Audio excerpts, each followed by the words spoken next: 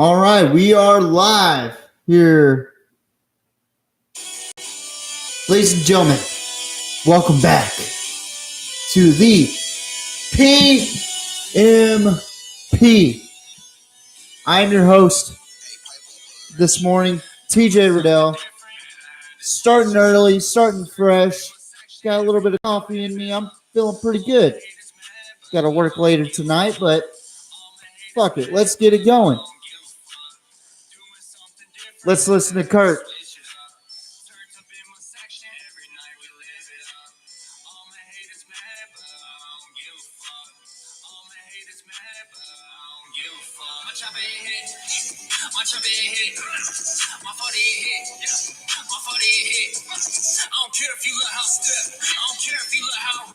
All right, ladies and gentlemen, welcome back to the Pigskin Mafia podcast. I am your host for this morning. Usually it's evening time when I post this, but on a rare occasion, I like to talk in the morning. So we're here. College football live on the PMP in the morning. I love to talk about college football in the mornings. It drives people crazy. And you know what? Fuck them. I don't care. But we got a lot to talk about. We got a lot of coaching hires to talk about. Matt Rule to Nebraska. Hugh Freeze is now with Auburn. A lot of people do not like this call by Auburn. Understandably so. He got kicked out of Ole Miss after a couple of seasons with some violations and whatnot. So, I mean, Hugh Freeze was the head coach for Liberty for the past couple of seasons, and he's had some pretty good success with Liberty, but we'll see what happens during that. But also, Wisconsin has a new head coach, Luke Fickell. Pretty interesting stuff there. And there's already 4 Longhorns. I'm wearing Texas, so 4 Longhorns already in the transfer portal. One of the biggest names for that transfer portal would be Hudson Card. There's rumors of him going to Notre Dame possibly, so that would be an interesting look for him. I kind of figured after the season he would try to transfer out of Texas, but I wish him nothing but the best. He did really well when he stepped up, so but that's not why we're here. We're here to talk about what happened in the college football playoff rankings and what happened in last week's games. Now, last week's games was unbelievable. One game I predicted and everybody thought I was crazy. I'll go over that here in just a second. Conference championship alignments are here. We're going to talk about the college or the conference championships today too. There is one more regular season game. It's a MAC conference game. I'm going to cover that game as well whenever I go through my predictions. But we're going to talk about the CFP rankings of last week and what changed this week. But we're going to go over the scores first. And we're going to start with the top. Number 1, Georgia, looking to keep that top spot as they take on Georgia Tech, who's been really on a resurgence as of late. And they just hired their head coach yesterday. It was the interim head coach for Georgia Tech. Can't remember his name. I shared it on the PMP Instagram, but if I can get to it, I'll say his name. But Georgia plays Georgia Tech, and it's a pretty good game for many reasons. It's a rivalry for one, and for two, it's the South. I mean, former SEC versus SEC matchup. Two bitter rivals in this game. I mean, how could you not like this rivalry? It's a very underrated rivalry, and a rivalry that Georgia is losing. They are not leading the series. Georgia Tech actually is. So let's dive into this game. Georgia and Georgia Tech. One of the early afternoon games. Georgia kind of started off pretty slow. Georgia Tech was up 7-3 in the first quarter.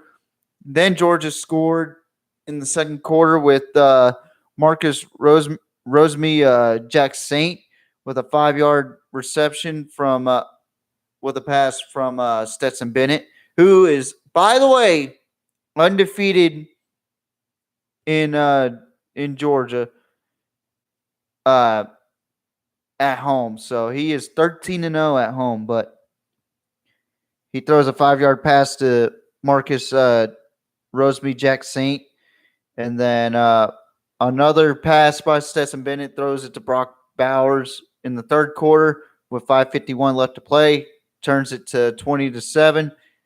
So pretty much it was a slow and methodical game for Georgia. But by the time it was the fourth quarter, it was already over with. They were up 37-7 before Malachi Carter got a 24-yard reception thrown by Dante Smith. 37-14 is your final score. Zach Gibson was the quarterback for Georgia Tech, 19 for 35, 191 yards. Dante Smith, who was the running back for Georgia Tech, 10 carries, 34 yards.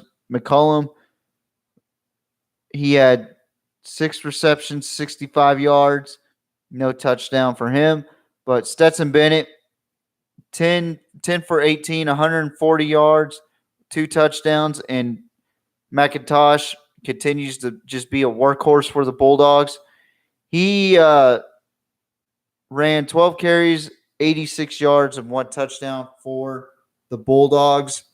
And then he got 2 receptions for 96 yards without a touchdown, which is pretty remarkable how he didn't get a receiving touchdown. But good win for the Bulldogs as they go into Atlanta to take on the LSU Tigers, which I'm going to go talk about them here in a little bit.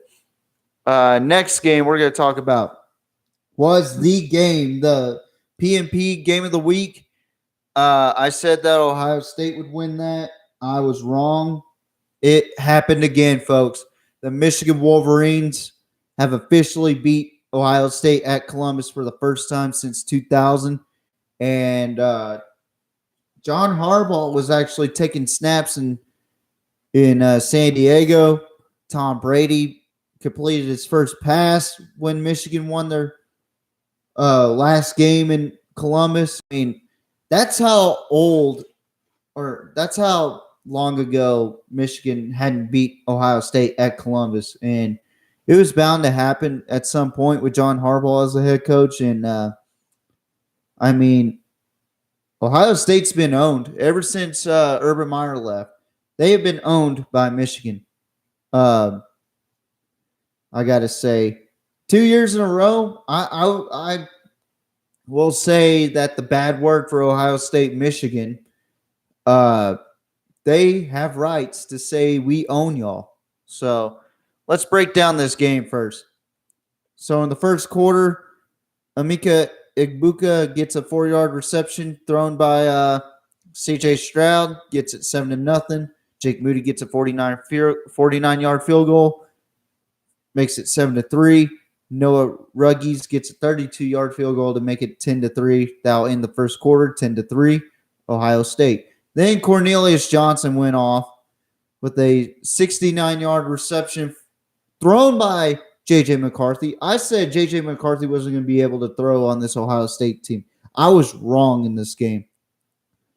Ties the game 10-10. Then Noah Ruggies gets another field goal attempt, 47 yards, gets it 13-10 Ohio State. Then Cornelius Johnson with a 75-yard reception thrown by J.J. McCarthy for another touchdown. In just one quarter, he got 2 touchdowns, and he was already over 100 yards, over 150 yards to be exact. Actually, no, he's close to 150 yards at that point. makes it 17-13. Then Marvin Harrison Jr., the young man who's not allowed to declare for the draft just yet, gets a 42-yard reception from C.J. Stroud, makes it 20-17 at the half. But here's what I've said all year long. Michigan is a second-half team. And Ohio State forgot about last season because Michigan pretty much almost shut them out in the second half. They pretty much outscored them. They only allowed 3 points in the second half, and that was in the fourth quarter. Colston Loveland gets a 45-yard reception from J.J. McCarthy. Makes it 24-20 in the third quarter. Fourth quarter comes around. J.J. McCarthy runs it in for a 30-yard touchdown, 31-20. Noah Ruggies gets another field goal attempt, and it's good, 31-23.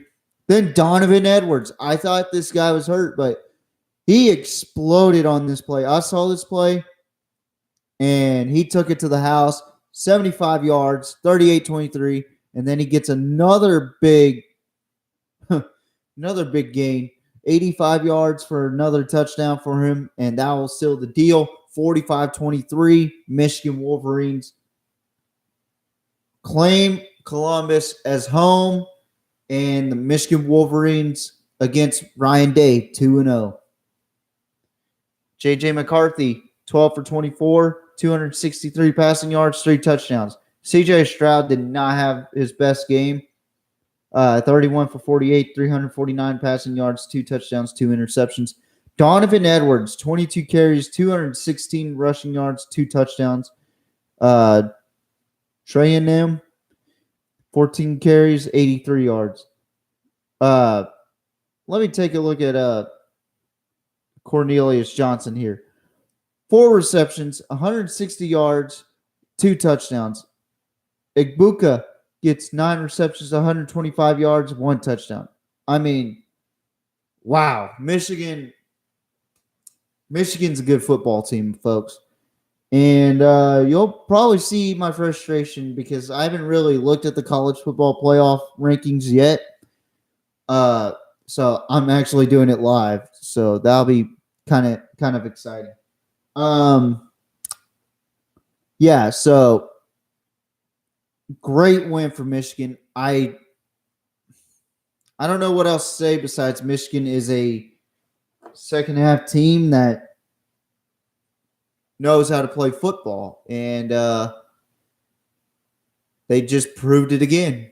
They are very, very talented on that offense, and it goes to show without Blake Corum, they are very good. But let's move on to number 4, actually, since number 3 already won.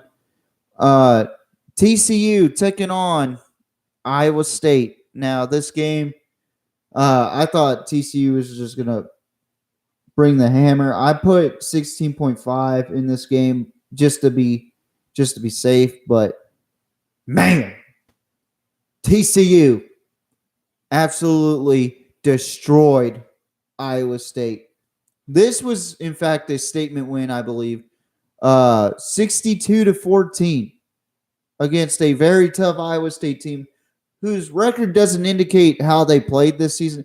It's just unfortunate injuries and unfortunate series of play that Matt Campbell had to deal with this season. But let me tell you something. When TCU scores 34-7 in the first half against you, there's something wrong. TCU is not a first half team, and they played like they were a full fucking team. They were already getting ready for the Big 12 championship. That's a guaranteed fact. They already clinched that. Obviously, they don't give a shit about the Big 12 championship except for winning. They care about winning. And first half, 34-7. Second half, 28-7.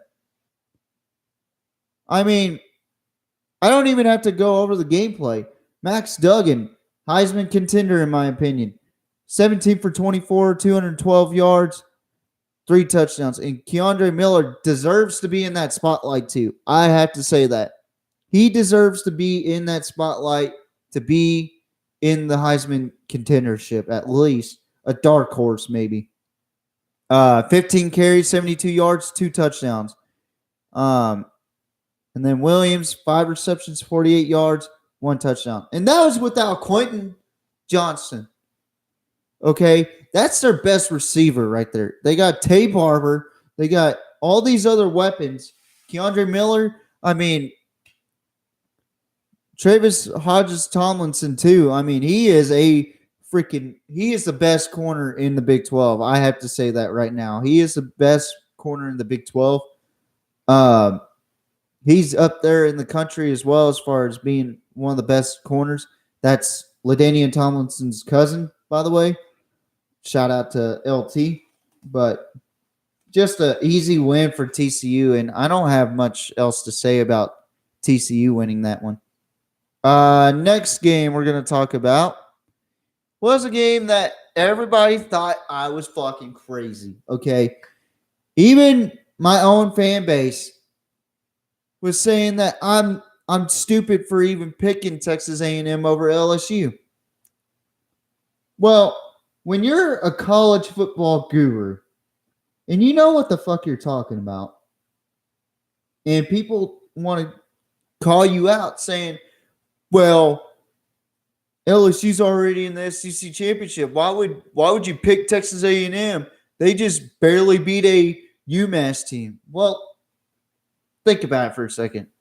LSU has struggled in the past 2 games. Even though the score says 41-10 against UAB, they struggled against UAB. They struggled against a limping Arkansas Razorback team. Texas A&M started to hit their stride on offense. They have, I am sorry to say this, but they have one of the best defenses in the SEC. They do. And their defense has bailed them out in those 4 games that they played against, including Arkansas, including Alabama. They didn't beat Alabama, but they were close to beating them. It was just Jimbo Fisher's play call. 38-23, A&M walloped LSU. And I'm not kidding. First half, it was 17-10. I mean, the crowd was electric that night, too. Got to give credit to that 12th man for A&M. They absolutely did a great job with bringing in the crowd, even though they weren't going to make it to a bowl game. They really brought in a lot of attention to the crowd and whatnot. But I'm going to highlight 3 players that played very well for Texas A&M. Devin Achane, Moose Muhammad, and Evan Stewart. Evan Stewart, he's a freshman for Texas A&M. I wish he would just transfer out of A&M and just go to Texas anyway. But that kid's special. And I mean that. So, Jimbo Fisher, if you are listening, you need to give the ball to that kid. And Moose Muhammad as well. 5 receptions, 94 yards, 1 touchdown in that game. And he had a incredible catch. One-handed. I couldn't believe my eyes when I saw that play. And then Devin Achane, I mean, you're losing that guy too. 38 carries, 215 yards, 2 touchdowns. And Wigman, he has played incredible. Connor Wigman with 12 for 18, 155 yards, and 2 touchdowns. Where you got Jalen Daniels over on the LSU side, 21 for 35, 189 yards. But he is also the leading rusher with 12 carries, 84 yards. And then Neighbors, 7 receptions, 69 yards. But A&M proved me right in this game. Even though I said A&M would win by 3 points or less, they proved me right. that LSU did not belong in the playoff conversation, for one. LSU did not belong in the top 10. Okay. And it shows why the CFP is so SEC biased. It is unbelievable. So if you win against Alabama, you're going to get praise. If you lose to South Carolina, you're going to get shit canned. Credit to Tennessee. If you beat Alabama, you're going up. But if you lose to Texas A&M, you're dropping back. That's just the moral. That's the main thing. You got to beat Alabama to be considered a contender. That's the narrative nowadays. I guarantee you, if Texas was 11-1 and lost to Alabama, they would be in that playoff conversation. Even 10-2, because they had a close game against Alabama, and I would say they would lose that Oklahoma State game. There's a lot of games that we should have won, but it's just the narrative that you got to beat Alabama to be considered a contender, and it's biased bullcrap by the committee. And there's a lot better teams than this year's Alabama team. That's all I got to say about that. But moving on to number 6, the USC Trojans taking on Notre Dame. This one was a pretty entertaining game. Caleb Williams may have just jumped the Heisman. He may have just hit number 1.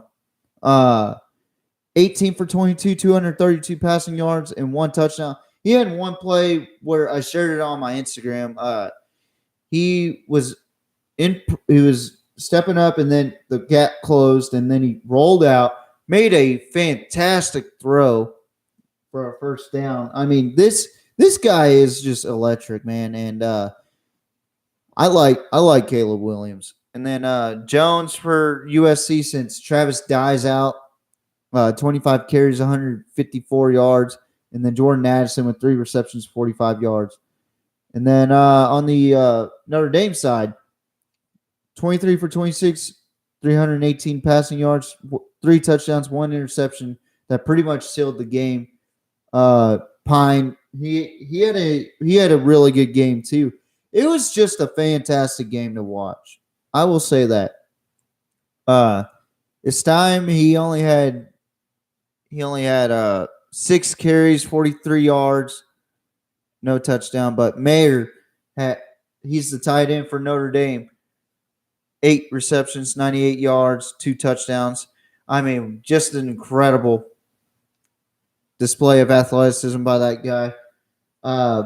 It was already over by the time USC scored their last touchdown with Caleb Williams just being a freaking human highlight reel in that game. And he pretty much leaped into that Heisman race. And I got to say, congratulations to the USC Trojans. If they're not in the playoffs, I'm going to be upset. Or at least in the playoff rankings at number 4 or number 3 or whatever. I haven't even looked at the CFP rankings yet. But number 7, Alabama takes on an easier opponent, Auburn. I picked Alabama in this game. This game, Alabama should have won, and they did, 49-27. Nick Saban actually got a cut on him in this game. I don't know what happened, but he said, you should ask the other guy. I love Nick Saban, but first half, it was all Alabama, 35-14 at the half, and then second half, it kind of wind down a little bit for Alabama. But Bryce Young, 20 for 30, 343 passing yards, 3 touchdowns, 1 interception. Ashford for Auburn, 11 for 23, 77 yards, and 1 touchdown. Hunter had a really good game for Auburn. 11 carries, 134 yards. Jahmyr Gibbs, 17 carries, 76 yards, and 1 touchdown. Burton had 3 receptions and 87 yards for Alabama. And Auburn's Jackson, 2 receptions, 26 yards. I mean, I watched a little bit of this game, and this game was Alabama's game all the way. They should have won this game by a lot more, I think. Shouldn't have allowed any more touchdowns than what they've done, but good win for Alabama. And I gotta say something about Cadillac Williams. I think he deserved the Auburn job over Hugh Freeze, in my opinion. I think I'm pretty sure they already got the hire a little bit after they put Cadillac Williams in, but I gotta say he brought up the confidence for them Auburn Tiger kids. I mean, it just sucks seeing that. But anyway, now back to our regular scheduled recap. We got the Clemson Tigers playing at home, a chance to go to the playoffs. And what do? They play against South Carolina, who just shocked the world the week before against Tennessee. And I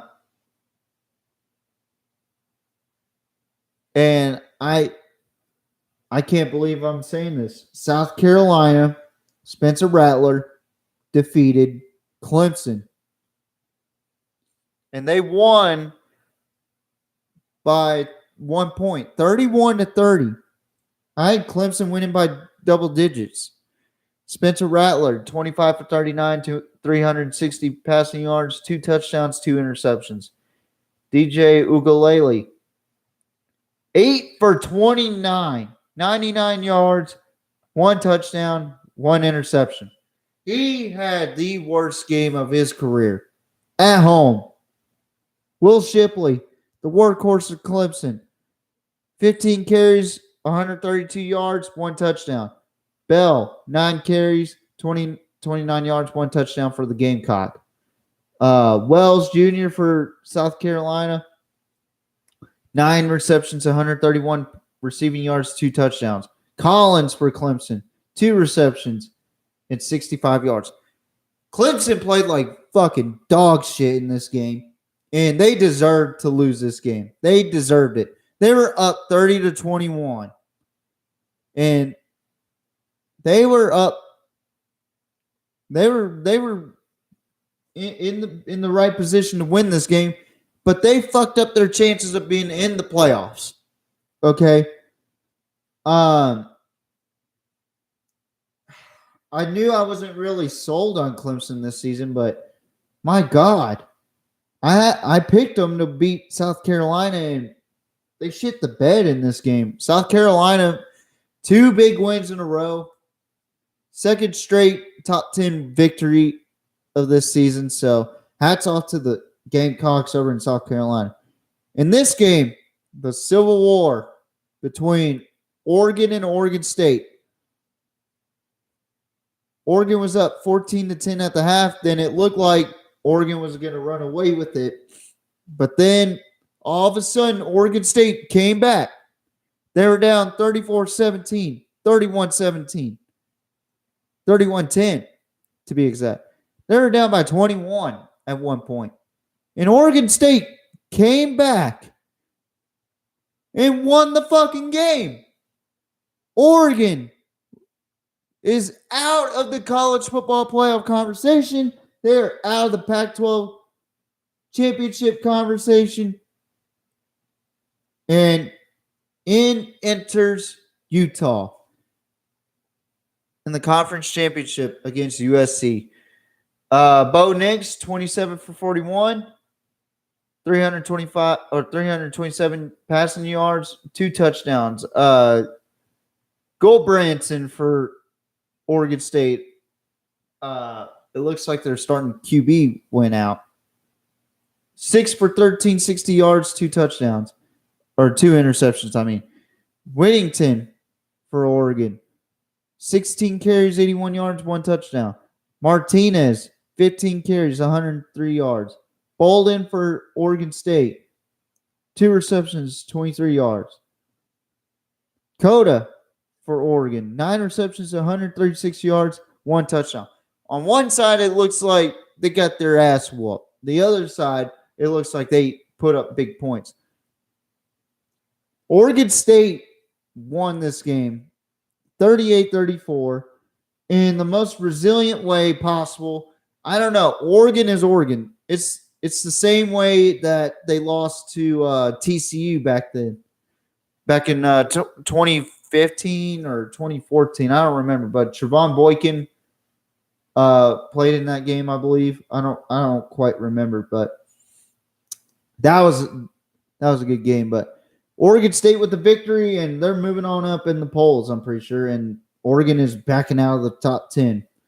But I know who's not backing out of the top 10 anytime soon, and that's the Tennessee Volunteers as they face their in-state rival, Vanderbilt. I picked Tennessee to win by double digits. They won by 2 touchdowns. They won by, let me see here, 8 touchdowns. They won by 8 touchdowns, 56-0. They shut out the Vanderbilt Commodores. I kind of figured it would be a blowout. Joe Milton comes in and subs in for Hendon Hooker, who's injured for the rest of the season with a knee injury. But let me tell you something. It doesn't matter what quarterback's in there. If you got Jalen Hyatt in there, you're going to get points.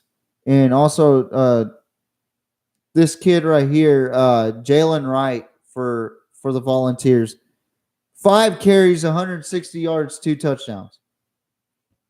Damn. Talk about a ass whooping. 56-0. Tennessee wins, and they're moving up in the polls. Number 11, Penn State taking on Michigan State. Now, Penn State, they're trying to reach a New Year's Six bowl. They're not getting into the playoffs this season. They're taking on Michigan State, who is trying to battle for a bowl eligibility spot. I think Mel Tucker's now in the hot seat after this season, especially with the way players have been acting and just a horrible season for Michigan State. But Penn State gets the job done, 35-16. They get to 10 wins this season. James Franklin and the Nittany Lions are just waiting to see where they play in the New Year's Six Bowls. Thorne, 24 for 43, 229 passing yards, 1 touchdown, 1 interception. That's the only highlight I can really give for Michigan State. It was just not a good game for them. Sean Clifford, though, 19 for 24, 202 passing yards, 4 touchdowns. Allen, 21 carries, 82 yards. And Lambert Smith, 5 receptions, 83 yards, 1 touchdown. Sean Clifford has done a really good job in the last 4 games. They've won 4 straight. And they've looked really good ever since that Ohio State loss. I'm pretty impressed with the way they've been playing lately. So hats off to the Nittany Lions winning 35-16. Next game we're going to talk about is the Kansas State Wildcats. Now, this game was a deciding factor of who was going to play TCU in the Big 12 Championship. Well, we got our answer in this game between the Kansas Jayhawks, a surprising Kansas Jayhawk team that is now bowl eligible, and they are looking to win their first game since 2008 against the Kansas State Wildcats in the Sunflower Showdown. Well, it just did not pan out for the Kansas Jayhawks as the Kansas State Wildcats win, and not only win, they get to play TCU yet again and avenge that loss that they had against them. 47-27. Kansas State started out with a 30-21 lead. It was 30-14, but Kansas ended up scoring late in the first half. So then it was just all Kansas State, And Deuce Vaughn, 25 carries, 147 yards, 1 touchdown. Will Howard, he's really stepped it up a notch, filling in for Adrian Martinez, 11 for 21, 213 passing yards, 2 touchdowns. Jaden Daniels, 20 for 32, 168 yards. Neal, he ran 16 carries, 59 yards, 2 touchdowns for him. And Deuce Vaughn with 2 receptions, 82 yards. He is like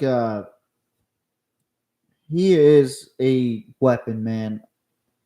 I can't tell you enough about Deuce Vaughn. I really like Deuce Vaughn, man. I've always liked him ever since he was a freshman. Now going into the draft, I'm sure Deuce Vaughn is going to be a killer, dude. He is going to be a killer for any NFL team that needs a receiving back. I can honestly see him in Buffalo. I could see him in Miami. I could see him in a lot of places. So kudos to him, man. He is a hell of an athlete. But 47-7 or 47-27, Kansas State beats Kansas and will take on the Horned Frogs in the Big 12 Championship.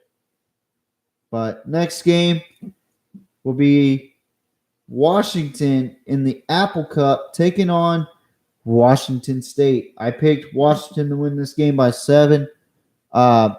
It was fireworks at first in the first half. It was 28-27 at the half, but then Washington just ran away with it. Final score being 51-33. Michael Penix Jr., 25 for 43, 485 yards, 3 touchdowns, 1 interception.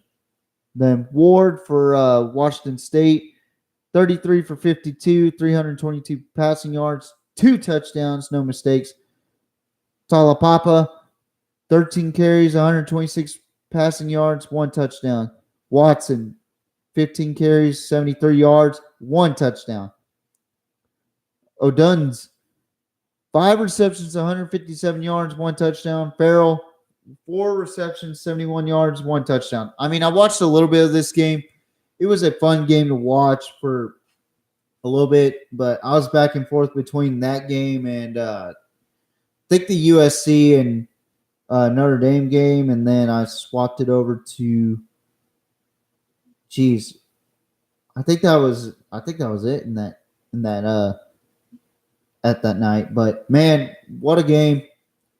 Just turns out that the Huskies were able to pull it out late, and good win for Washington, and which led to this team to get to enter into the Pac-12 championship as Utah takes on the Colorado Buffs.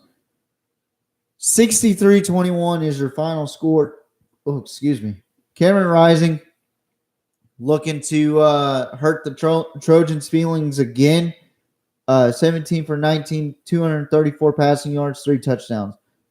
Kopp, 15 for 28, 123 passing yards, 1 touchdown. Jackson, 10 carries, 117 passing yards or rushing yards, 3 touchdowns from Jackson. Jaquinda Jackson is just awesome, dude. Like, I wish he would have stayed in Texas. He would have been great there too, but good for him. Hankerson, 8 carries, 46 yards, and 1 touchdown. Kincaid, 5 receptions, 102 yards, and 1 touchdown. This Utah team is very impressive, but with the rematch between them and USC, we'll see what happens. I mean, it's going to be a fun matchup for sure, just like the last game, I think. And I'm pretty sure the Trojans have got that in the back of their head that this team beat us this year. So let's see what happens in that game. Next game I'm going to talk about. Florida State, the Noles take on the Gators. This game was electric. It was a Friday night game. Jordan Travis is a freak of nature. I will say that. And Florida State beats Florida for the first time since 2016, and the fans stormed the field. Florida State goes on to beat Florida 45-38. Now, Florida State almost lost this game, but I think Jordan Travis is a special type of player, and so is Anthony Richardson, but it just seemed like Jordan Travis was the better player in this game. 13 for 30, 270 yards, 1 touchdown for Jordan Travis. Anthony Richardson, 9 for 27, 198 yards, 3 touchdowns, 1 interception for Richardson. Now, Trevor Etienne had a spectacular game. 17 carries, 129 yards, 1 touchdown. Benson for Florida State, 20 carries, 111 yards, 3 touchdowns. And he also had 2 receptions with 51 yards. Pearsall, 5 receptions, 148 yards, and 2 touchdowns for that kid. I mean, this was an electric football game. I was on my feet watching this game, and good win for the Noles. I'm happy for Florida State. I'm happy for Mike Norvell. I just hope that the success continues to ride for Florida State. It's always good football when the Noles are really good, and I'm really happy for that program. They deserve a win. But next game is another game, another Friday night game. I picked North Carolina to win this game. How did they fuck this up? They go into overtime against North Carolina State. North Carolina State wins the game in second overtime, 30-27. I mean, I was just disgusted with North Carolina. Finley with a 27-40 pass attempt and pass completion, 271 passing yards, 2 touchdowns for Finley. Drake May was a Heisman contender, now isn't. 29 for 49, 233 passing yards, 1 touchdown, 1 interception. Allen, 12 carries for 53 yards for the Wolfpack. Green for the Tar Heels, 24 for 83, 1 touchdown for him. Green also had 8 receptions, 67 yards, and 1 touchdown. Carter, 6 receptions, 130 yards receiving, and 1 touchdown. North Carolina State had great resiliency, losing Devin Leary, and now they were looking like they weren't even going to beat North Carolina, and they ended up beating them. And NC State was able to beat a very, very tough Tar Heel team, and hats off to the Wolfpack. Great win. Next game we're going to talk about is UCLA, another Friday night game. UCLA taking on California. Now, this game is a big rivalry. Actually, California was up 21-17 at the half, and then UCLA sort of had to play comeback in this game, and they avoid an upset by beating California 35-28. And Zach Charbonnet closes out the game for the Bruins. DTR 21 for 30, 189 passing yards, and 1 touchdown. Plummer 24 for 34, 294 passing yards, 4 touchdowns. Charbonnet, Zach Charbonnet, 24 for 119, 1 touchdown. Bobo, 7 receptions, 62 yards, 1 touchdown. Hunter for California, 8 receptions, 153 yards, 2 touchdowns. I mean, California put up a good fight in this game. And, I mean, UCLA just came off of a tough loss to USC, and they just haven't been the same since that Oregon loss, I think. But good win for UCLA. I think this was a much-needed win for UCLA, so hats off to them. Next game we're going to talk about is the Tulane Green Wave traveling to Cincinnati to see who would face UCF in the American Conference Championship game.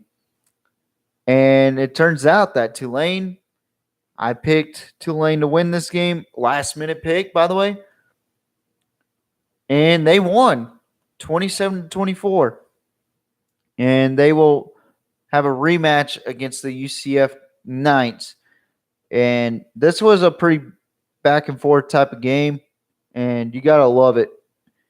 Deuce Watts with the closer with a 30-yard reception thrown by Michael Pratt for a touchdown. Michael Pratt, 13 for 22, 162 passing yards, 1 touchdown. Prater, who has been struggling all season, 10 for 26, 102 passing yards, 1 interception. Spears had a good game, 35 carries, 181 yards, 2 touchdowns. Montgomery, 17 carries, 95 rushing yards, 2 touchdowns. Pauling, 2 receptions, 41 yards. Wyatt, 3 receptions, 62 yards. And good win for the Green Wave as they take on UCF. Next game, I picked this team, and they stunk it up. Ole Miss taking on Mississippi State on Thanksgiving Day, on Gobble Gobble Day. It wasn't a very thankful game. As a matter of fact, these two teams actually hate each other, you know. But Ole Miss just couldn't get the job done against Mississippi State. They tried to convert for a 2-point conversion, but they failed after a big touchdown pass. 24-22 was the final score. Mississippi State Bulldogs defeat their hated rivals to avoid a 3 straight loss for Mike Leach against Lane Kiffin. Great win for the Bulldogs. Will Rogers, 27 for 39, 239 passing yards, 2 touchdowns, 1 interception. Jackson Dart, 30 for 38, 250 passing yards, and 2 touchdowns. One of his best games of the season. Marks, 14 carries, 76 yards, 1 touchdown. Quentin Judkins, 22 carries, 91 yards. I think if you gave him the ball more, he would have been able to win you the game for obvious reasons. And then Johnson for the Bulldogs, 8 receptions for 46 yards, and Wade for the Rebels, 8 receptions, 88 yards, 1 touchdown. So the Bulldogs just happened to outmuscle the Rebels. This rivalry is just crazy. I love watching that rivalry. It's a fun game to watch. But next game we're going to talk about is the American Conference Championship contender UCF. They almost lost this game to their interstate rivals. Battle of I-10. I believe that's what it's called. It's not I-10, is it? Correct me if I'm wrong. Pretty sure I'm right, but I could be very, very wrong. I'm actually looking it up now as we speak. War on I-4. That's what it's called. So I'm definitely wrong. So War on I-4. I mean, it was a back and forth game. Or the first half, it was all UCF, 28-7. But they almost avoided, or they had to avoid disaster. UCF was coming back, and it was 39-38, almost an upset at this point. And if it wasn't for that beautiful catch by Alec Huller with 20 seconds left to play, and then Isaiah Bauer gets the 2-point conversion to close the game, 46-39. UCF defeats South Florida. Yeah, I was very surprised by the comeback. Keene had to step in, 15 for 19, 129 passing yards, 2 touchdowns. Brown for USF, 13 for 20, 140 passing yards, 1 touchdown, 1 interception. Rice Plumlee, the main quarterback for UCF, 8 carries, 133 passing yards, 2 touchdowns. Battle, 19 carries, 144 rushing yards, and 1 touchdown. Baker, 3 receptions, 51 yards.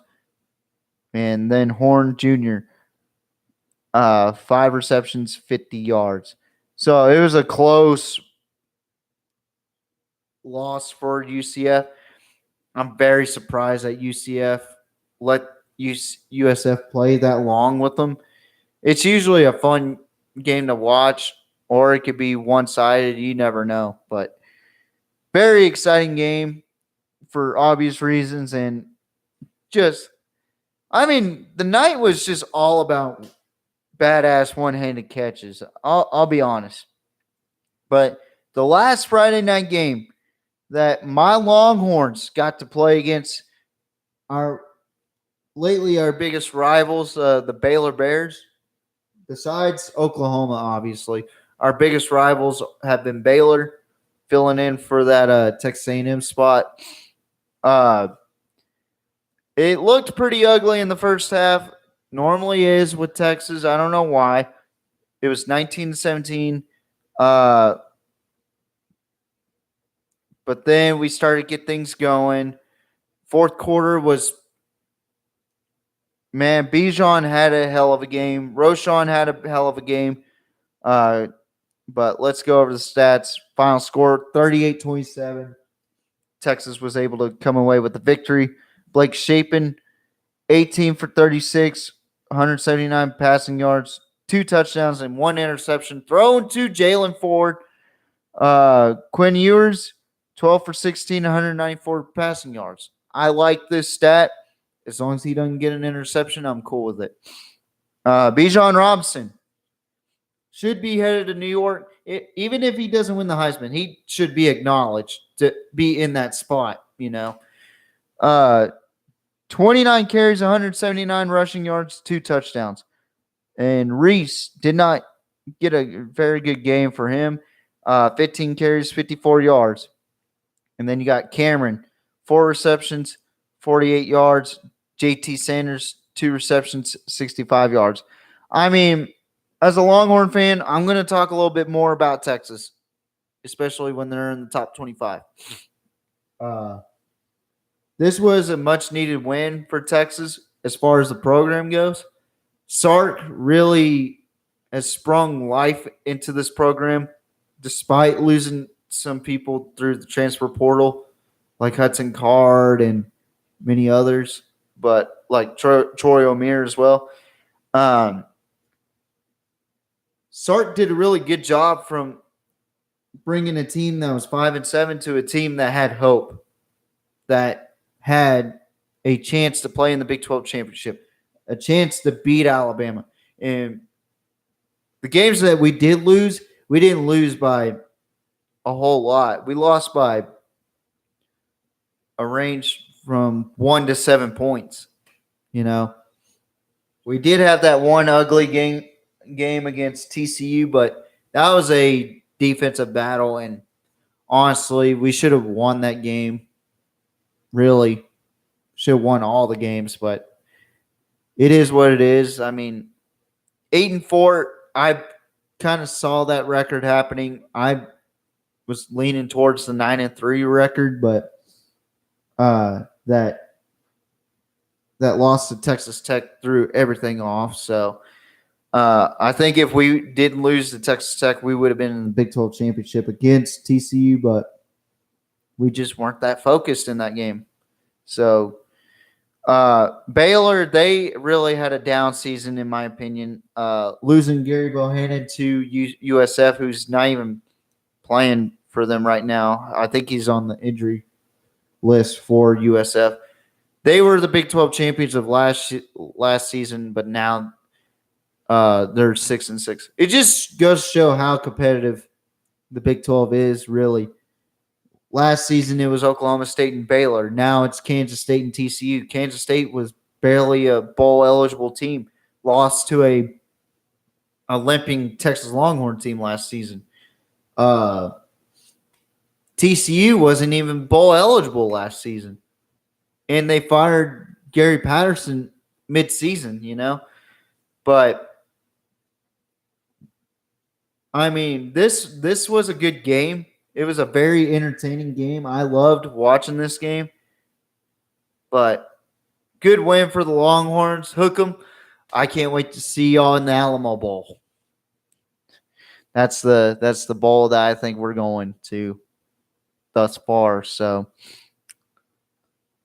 next game we're going to talk about is the last game on last week's turn of events, or last week's chaos, as I like to call it. I called out another upset. Number 25, Louisville, travels to Lexington to take on Kentucky. Well, this shouldn't have been a surprise to anybody. Louisville loses 26-13 in the Bluegrass, and just complete control by Kentucky in this game. I mean, Chris Rodriguez had a really decent game, 24 carries, 120 yards. Jordan had 22 carries, 145 yards. But Duman had 14 for 21, 129 passing yards, 1 touchdown, 1 interception. Will Levis had 11 for 19, 188 passing yards, 2 touchdowns.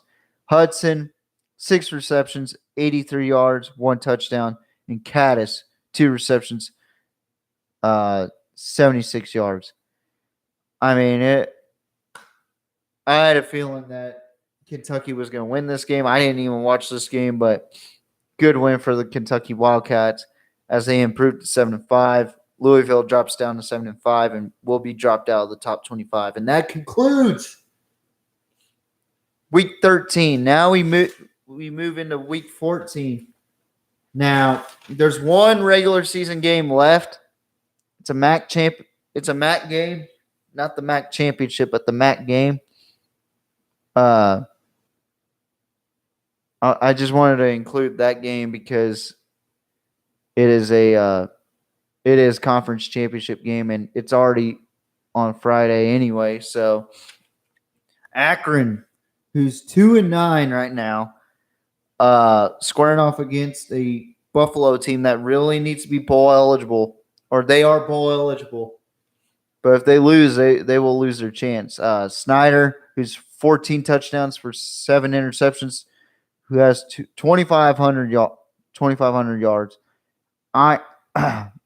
Irons, 10 touchdowns for 7 interceptions for Akron, who's over 2,600 passing yards. And then they got a really good running back at Buffalo, Cook, who just hit 600 yards with 139 carries.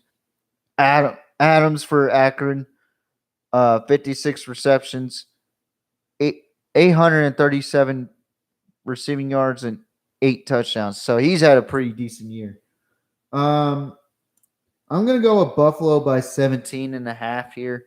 I just think Buffalo's a better team overall. And just by looking at the stats, I mean, Buffalo is just better in general. So I'm going with Buffalo by 17. Now we get into the conference championship games. My favorite part of the season.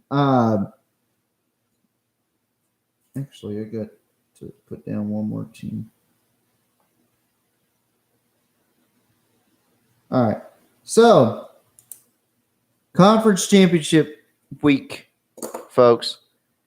We got Conference USA, Pac-12, American Conference Champion, American Conference, Big 12, Mid-American, Southeastern Conference, Atlantic Coastal Conference, and the Big Ten Conference Championships.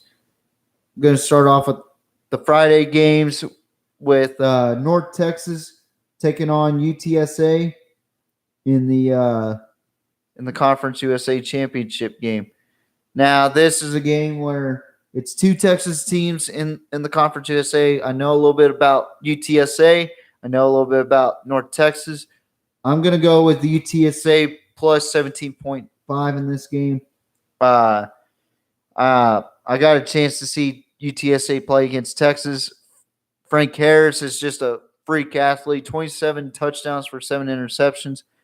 I think they're going to do great in this game. They just have a lot more skill and athletes compared to North Texas. Next game, we're going to go to number 11, Utah, facing number 4, USC. We haven't heard those words in quite some time. USC being ranked that high. This is going to be another classic in the Pac-12. Utah is favored to win this game for obvious reasons. Last time they played, it was a shootout. Utah ended up winning 43-42. USC just ran out of time. It just didn't happen for the Trojans. So this game, it's going to be a little bit different. Both teams are looking to make a statement. USC looking to make a statement that, we lost to Utah, but we beat Utah, so we deserve to be in the playoffs. The only team that's beaten us. Utah is looking to say, well, this USC team is not that good, so we're gonna win the Pac-12 anyway. So I think it's gonna be another good classic game. It'll be a shootout. And I'm going with the number 4 USC Trojans in this game, plus 3.5. But I'm not going to discredit Utah. I think Utah is going to bring the heat in this game. I think USC is going to bring the heat in this game, but they're not going to lose this game this time around. Now we move on to Saturday's games where we have another rematch where we got UCF taking on Tulane. Now this game, another classic game, but UCF kind of controlled this game last time. Michael Pratt taking on Rice Plumlee. Rice Plumlee has been incredible as far as both the pass game and the run game. More on the run game than the pass game. He's thrown 13 touchdowns for 7 interceptions, but he's scored 11 rushing touchdowns. Michael Pratt, he's just been phenomenal this season. 21 touchdowns for 4 interceptions. UCF had a scare last week. Tulane, they've hit a new stride as of late. But I'm going with UCF winning this game by 6.5 on this one. Next game that we're going to talk about is a Mid-American Big 12 Championship. Another rematch. But this time, it's for bigger implications. We got Kansas State, who's ranked number 10 in the country, taking on number 3, TCU. TCU is looking to get into the playoffs for the first time. They had an opportunity back in 2014, 2015, if you guys don't remember. They got screwed. But I think they don't get screwed. They win this game, 6.5. I think TCU is going to play really good football like they did against Iowa State and create some turnovers against this Wildcat team. And I think TCU is going to win this game. Next game is Toledo taking on Ohio. This game is a Mid-American Conference Championship. Toledo is favored to win, but I'm going to go with the Bobcats of Ohio by plus 10.5. I just think their offense is going to bring some really good heat into this game. I think Toledo is going to be kind of lackluster in this game. I pick Ohio win in this game. Next game we're going to talk about is the Sun Belt Conference Championship between the 9-2 Coastal Carolina Chanticleers taking on the Troy Trojans. Now, this game, Troy is heavily favored. Grayson McCall, 21 touchdowns for only one interception this season. Last game that Coastal had, they struggled against a James Madison team, but Troy, they've won their last 5 games. They are 10-2. They look pretty damn good. But I got to go with the Chanticleers. I got to go with the Mullets winning this game. Next game is the SEC Championship between LSU, number 14 LSU, taking on number 1 Georgia. Georgia is going to whoop the shit out of LSU, I think. Their defense is too good. Stetson Bennett is hitting his stride. McIntosh is looking good. I think Georgia is going to beat the shit out of LSU. And it's not going to be pretty. I'm giving Georgia 14.5 in this game. So, go Dogs. They're going into the playoffs. Next game we're going to talk about is the Mountain West Conference Championship. Fresno State taking on Boise State, where Honor taking on Green. And this is going to be an interesting matchup.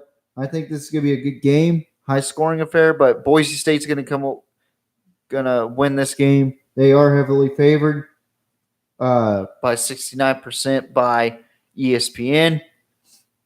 And I'm going to go with Boise State with the 13.5-point victory over the Fresno State Bulldogs. Next game is the Atlantic Coast Coastal Conference Championship, which, in other words, lackluster conference championship. I'm going to say this right now. This is going to be a boring-ass game, in my opinion. Got Clemson, who's ranked number 9, taking on North Carolina, who's number 23 in the country. I'm going with Clemson to win this game, but it's gonna be a close game. I think both teams are lackluster as of late. It'll be a low-scoring affair, so 3.5-point favorites in my books. I'm going with Clemson. And then last but not least, we're going with Purdue against Michigan. Number 2, Michigan. I don't agree with Georgia being number 1. I think number 2 should be Georgia and number 1 should be Michigan after Michigan walloped a very talented Ohio State team. I got Michigan winning this game big. 20 plus 25.5-point favorites, in my opinion. O'Connell's a very good quarterback, but he's very inconsistent, and I just think that Michigan's defense is just too good, and then J.J. McCarthy just had a hell of a game last week. He only threw 2 interceptions this season with 17 touchdowns and 2,215 passing yards. And now conclude the conference championships predictions, but now let's take a look at the top 25 for college football playoff rankings. So I already kind of spoiled a little bit already just by looking at the rankings, or not the rankings, but the by the ranks of the teams that are in the conference championship. So we're going to start from the bottom. Number 25 is NC State, bumping up after beating North Carolina. Then we have Mississippi State, who just beat Ole Miss. North Carolina, who just lost to NC State, and they dropped down 6 spots.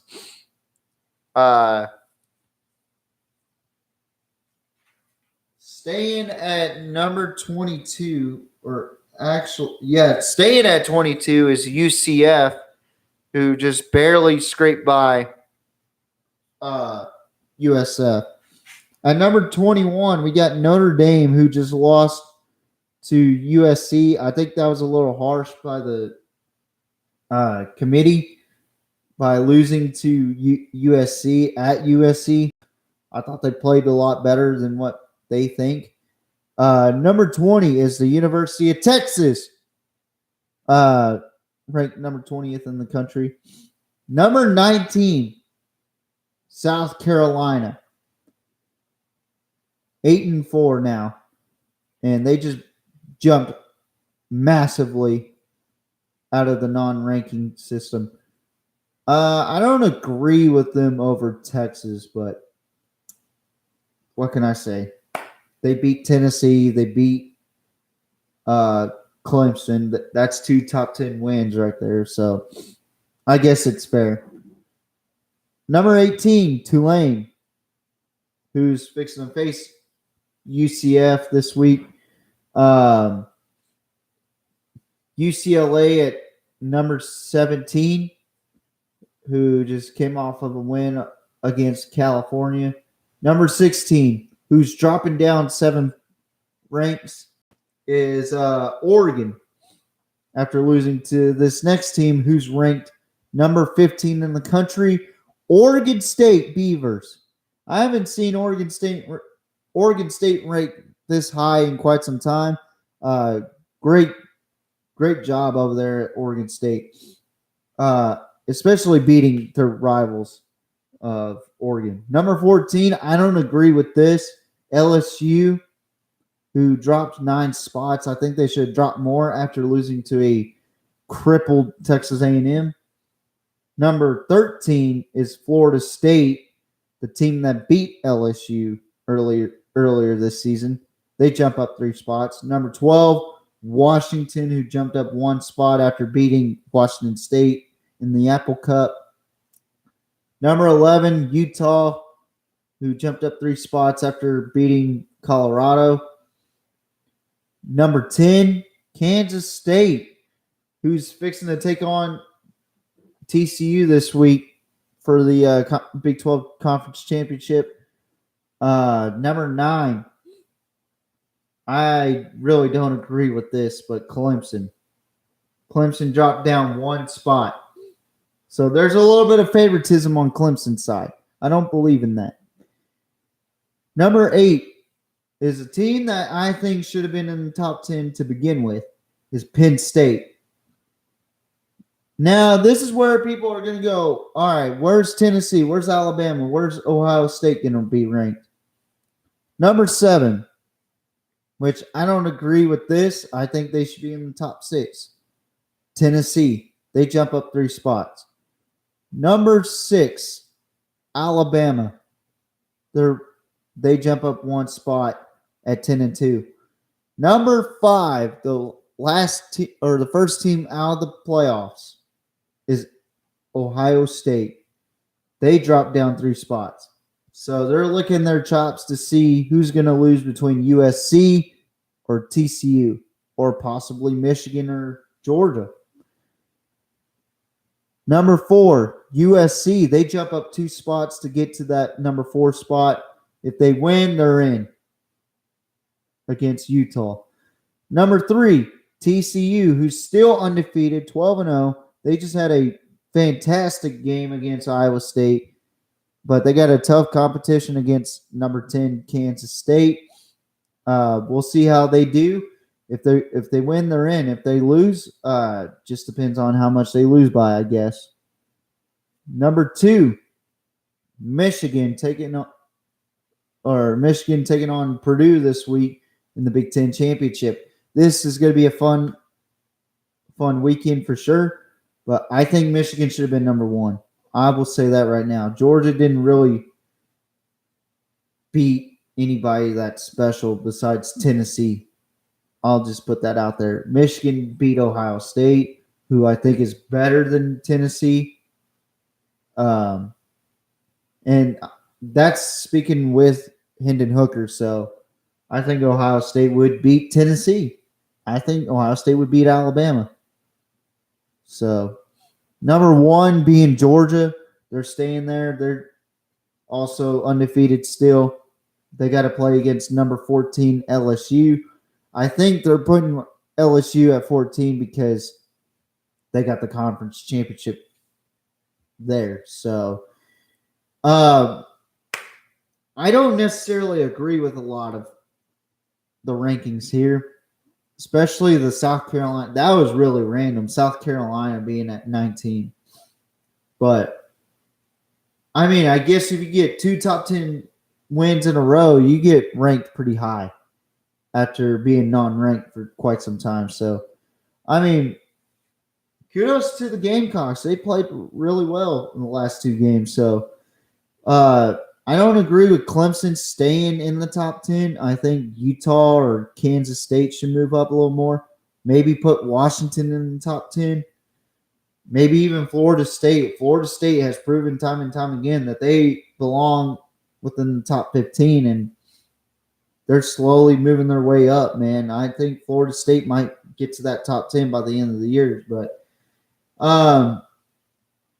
that's all I have for today for college football talk. Next week, though, I'm going to break down the conference championship games, and the one game that I talked about. I didn't talk about New Mexico State's game because they're playing an FCS school that I don't even know about. So,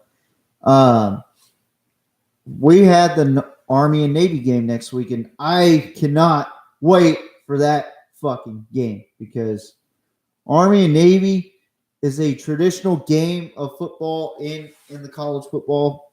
Really, it's one of the biggest games in football history. So, Army versus Navy. I'm going to do a whole podcast about it, and I'm going to just talk about the history of that game and talk about who owns who's won the last game, and pretty much just talk about the whole history of Army versus Navy, But that'll be after the conference championship recap. But I might do a whole episode or a whole live about it. I might just do the recap and then the following day or something do do a live stream of just the Army and Navy game. Who knows? But that'll conclude this podcast. I got to go ahead and get off here. Love you guys so much for tuning in, and for those future viewers tuning in, goodbye and good night, Bang. Good morning to you as well. Y'all have a wonderful, fantastic day. Love you guys.